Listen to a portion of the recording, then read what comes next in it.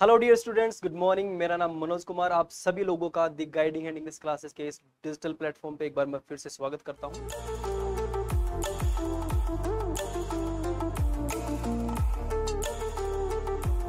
आप सभी लोगों को बता दूं कि हमने अभी तक स्पोकन इंग्लिश के इस एडवांस्ड स्ट्रक्चर्स के इस सीरीज के अंदर हमने अभी तक 3 स्ट्रक्चर्स हमने कवर कर लिए हैं, जिसमें हमने अबाउट टू, हमने गोइंग टू और हमने has to, have to, had to हमने कवर किया। और ये तीनों के तीनों स्ट्रक्चर्स बहुत इंपॉर्टेंट है, अगर नहीं देखें तो don't miss it. They are going to make a great change in your spoken English. Dear student, आप लोगों को बता दूं, today we are going to cover very important chapter and very important structure. और ये जो स्ट्रक्चर है आप सभी लोगों की स्क्रीन पे, इज, एम, आर, वोज, वर, उसके बाद में टू। डियर स्टूडेंट, ये दिखने में बड़ा अजीब है कि is to, am to, are to, was to, were to, कुछ इस प्रकार के एक्सप्रेशन हो सकता है आपने लोगों को बोलते हुए ना सुना हो, कहीं लिखा हुआ ना देखा हो, या फिर आपने कहीं पर अपने डेली एक्सप्रेशंस के अंदर, डेली लाइफ के अंदर कहीं इनका आमना सामना ना हो। बट आप लोगों को बता दो कि ये स्ट्रक्चर्स हैं, ग्रामेटिकली करेक्ट है, टेक्निकली साउंड है, रोज यूज होते हैं और अच्छे अच्छे स्पीकर्स जो है उनका आप इनको यूज होता हुआ देखोगे। बात करूं एक्सप्रेशन की डियर स्टूडेंट, तो हम is to, am to, are to, was to, were to, इसके जरिए हम एक्सप्रेशन जो देते हैं वो कुछ इस प्रकार के देते हैं कि कोई भी काम आपको करना है या करना था। यस। अच्छा, मुझे उम्मीद है आप सभी लोगों को दिमाग में एक क्वेश्चन आया होगा कि सर ये सेम एक्सप्रेशन हमने has to, have to, had to से भी तो दिया था। यस डियर स्टूडेंट, आपने बिल्कुल सही समझा।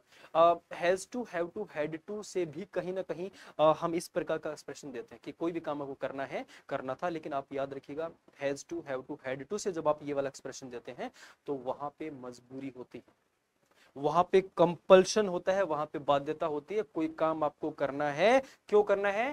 Because there is a pressure, there is obligation, कोई ना कोई बाध्यता है, कोई ना कोई एक्सटर्नल ऑब्लिगेशन है इसके अंदर, बाह्य बाध्यता है, बाहर से कोई प्रेशर आपको करना पड़ता है या करना है। You can't skip it.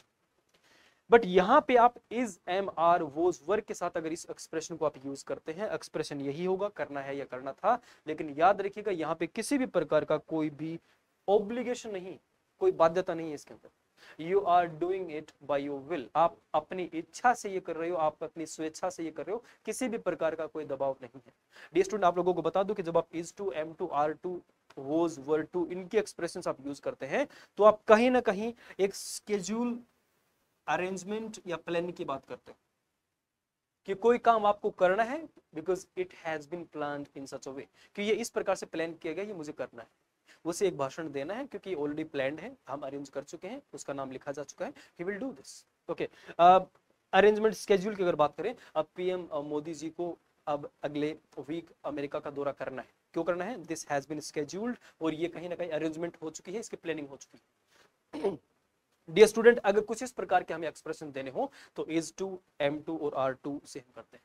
कई बार ये ऑर्डर्स के सेंस में भी किया जाता है कि आपको ये करना है, you are to follow this, you are to do this, ये आपको करना है। और कहीं ना कहीं आप यहाँ पे ऑर्डर दिखा रहे होते हो। जी हाँ, आप याद रखिएगा, इसके जरिए हम कहीं ना कहीं हम ऑर्डर्स की भी बात करते हैं कि कोई काम आपको करना है, और क्यों करना है? Because it has been ordered, ये ऑर्डर दिया गया है, ये आपको करना है, ये आपको फॉलो करना है। जी हाँ, याद रखिएगा, जब आप इज, एम, आर, वोज, वर के साथ टू लगा के वर्ब का फर्स्ट फॉर्म से स्ट्रक्चर बनाते हैं तो कहीं ना कहीं करना है, करना था जैसा ही एक्सप्रेशन होता है। बट इसमें किसी भी प्रकार का कोई ऑब्लिगेशन, कोई बाध्यता, कोई मजबूरी नहीं है, जो कि हम has to, have to, had to से दिखाते हैं। जी हाँ, ये स्टूडेंट, यहाँ पे कंफ्यूजन की संभावनाएं बनती हैं और आई बिलीव कि बहुत सारे लोगों को होता है। बट याद रखिएगा, हम is to, am to, are to के जरिए कुछ इस प्रकार की बातें कहते हैं जिसके अंदर किसी भी प्रकार का कोई ऑब्लिगेशन नहीं होता है। यू आर डूइंग समथिंग इच्छा से, अपनी स्वेच्छा से, विलिंगनेस के साथ। There is no obligation to this. चलिए इनको एग्जांपल के जरिए थोड़ा और बेहतर तरीके से समझने की कोशिश करते हैं। Dear student, on the next slide we have few questions, जहां पे सबसे पहला जो सेंटेंस है दैट इज, मुझे अंग्रेजी सीखनी है। डियर स्टूडेंट, आप एक बात बताइए, मुझे अंग्रेजी सीखनी है, क्या ये आपकी मजबूरी है? हो सकता है मजबूरी, बाह्य दबाव ना। कहीं ना कहीं एक व्यक्ति को अगर ऐसा लगता है कि मुझे अंग्रेजी सीखनी है तो ये उसका अंदर से फील उसको लगता है कि यार ये काम मुझे करना है, क्यों करना है? दिस इज योर नीड, ये आपको करना है। मजबूरी हो सकता है हो आपकी नौकरी के अंदर आपका प्रमोशन ना हो पा रहा हो तो कहीं ना कहीं आपकी मजबूरी बन गई हो कि आप अंग्रेजी के बगैर प्रमोट हो ही नहीं सकते। बट याद रखिएगा, लेकिन ऐसा कुछ बोलते हैं तो आप अपनी स्वेच्छा जाहिर करते हैं, आप अपने इच्छा से काम करना चाहते हैं कि आपको ये काम करना है, मजबूरी नहीं है। डियर स्टूडेंट, एग्जांपल्स की अगर बात करें और स्ट्रक्चर जो हमें फॉलो करना है यहाँ पे इज, एम, आर, वोज, वर, इनको यूज करना है टेंस के हिसाब से। सब्जेक्ट जो है हमारा यहाँ पे आई, उसके बाद हमारा स्ट्रक्चर हो गया, आई के साथ हम एम लगाएंगे, उसके बाद टू, आई एम टू, वो वर्ब का first form learn English, I am to learn English. अच्छा, उसे प्रिंसिपल से मिलना है ही, और ही के लिए हम वर्ब लगाएंगे is, structure to, he is to meet the principal. Okay, उन्हें स्टेशन पहुंचना है।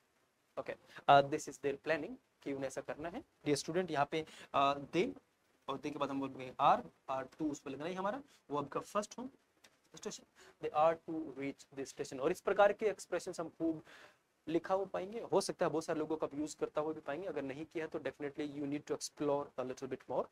डियर स्टूडेंट, नेक्स्ट पेज की अगर बात करें तो यहाँ पे हमारे साथ जो एक्सप्रेशंस हैं वो था के लिए कि कोई भी आप काम आपको करना है, जो हमने पिछले स्लाइड में देखा, इसमें हम देखने वाले हैं कि कोई भी काम आपको करना था लेकिन ये मजबूरी नहीं है, this is something that you are doing willingly.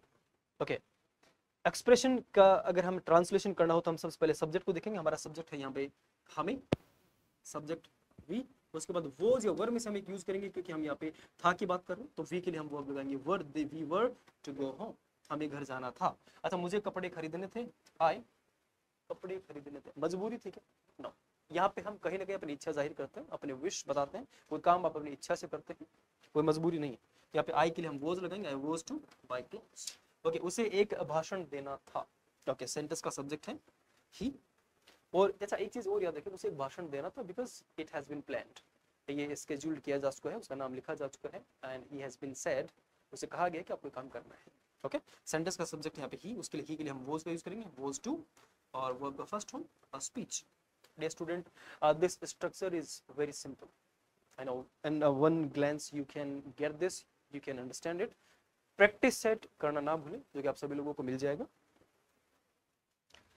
Dear student, अब अगर हमें इसी स्ट्रक्चर का अगर हमें नेगेटिव बनाना हो, जो कि हमें जरूरत पड़ेगी, तो किस प्रकार के एक्सप्रेशन होंगे, किस प्रकार से हम इनके नेगेटिव्स बनाएंगे और किस प्रकार से इनके नेगेटिव फॉर्म्स होते हैं। आप सभी लोगों को बता दूं कि इसका नेगेटिव बनाने के लिए हम सभी को पता है कि नेगेटिव बनाने के लिए हम नोट का इस्तेमाल करते हैं, और नोट कहाँ लगाते हैं? नोट तो हर जगह लगाते हैं। अरे नहीं, यहाँ पे हम नोट लगाएंगे डियर स्टूडेंट हेल्पिंग वर्ब के। जी, यहाँ पे हेल्पिंग वर्ब है हमारी is, am, are, was, were, उनके साथ नोट लगेगा और उसे हम नेगेटिव बनाएंगे, was to, was not to, is not to. Sentence कुछ इस प्रकार के होंगे, हमें घर नहीं जाना था, ये काम आपको नहीं करना था। सेंटेंस का सब्जेक्ट है वी, पास्ट की बात हो तो हम लगा दिया वर, उसके बाद not, he was not, we were not to go home. Okay, मुझे कपड़े नहीं खरीदने थे, उसके लिए सेंटेंस का subject I was not to buy clothes, उसे भाषण नहीं देना था, he was not to give a speech. कुछ इस प्रकार के सेंटेंस, इसके नेगेटिव्स हम बना सकते हैं, और this is something that is very important. इसको थोड़ा डिटेल में पढ़ना ना भूलें। आप सभी लोगों को, मैं उम्मीद करता हूँ कि आप सभी को ये बहुत अच्छे से क्लियर हुआ होगा, समझ में आया होगा from my side. And thank you so much dear students for being with us, for supporting us, and for using those motivating words, and I hope you will keep doing this. We'll meet next time with a better structure and with more informative knowledge. Thank you so much.